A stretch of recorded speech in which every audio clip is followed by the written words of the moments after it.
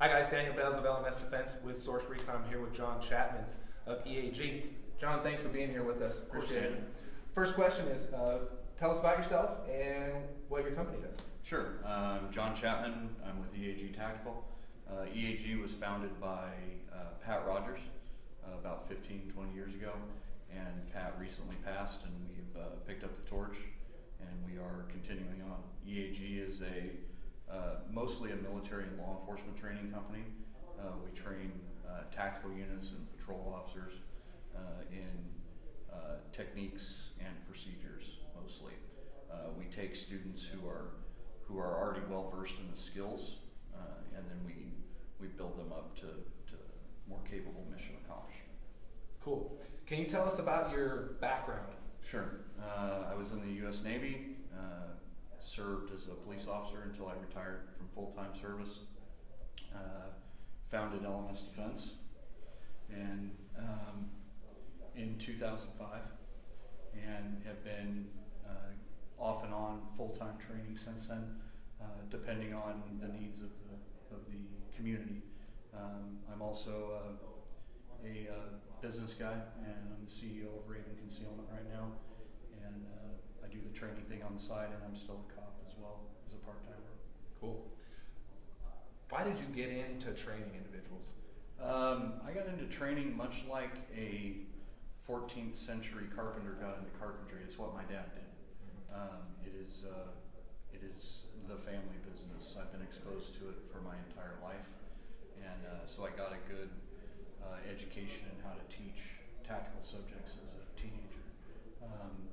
And then when I got into law enforcement, it was kind of a natural progression to go that way.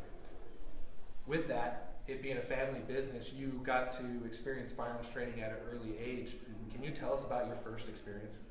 I don't remember my very first experience, but I remember the overall impression of it was one of self-reliance. I'm not a child anymore, and in some ways I can take care of myself. I think that's probably, for most people, that is the most valuable lesson that they take from their first training experience, not really shooting, but training experience, is that I'm not at the whim of somebody else. I don't have to just do whatever some asshole tells me to do. Yeah. I have the power to determine my own destiny. Absolutely. Last question for you. Why do you think training is important for the average citizen?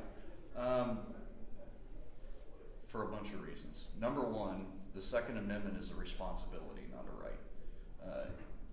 The well-regulated militia is not talking about a militia that has a lot of rules. In the language of the time, regulated meant trained. So it is our obligation to be able to fight enemies of the country. It seems outdated today, but it's really not. If you think about Dallas or San Bernardino or your local mall where some kook walks in, it's your responsibility to be able to defend your fellow citizens. Training is a part of that because the mere possession of a gun does not make you a gunfighter. Possession of the gun without training is almost worse than not having the gun at all, because you have a false sense of security if you don't understand what you're doing. Also, as part of the responsibility of the Second Amendment, being able to safely, even just safely store the gun is important, and that takes training.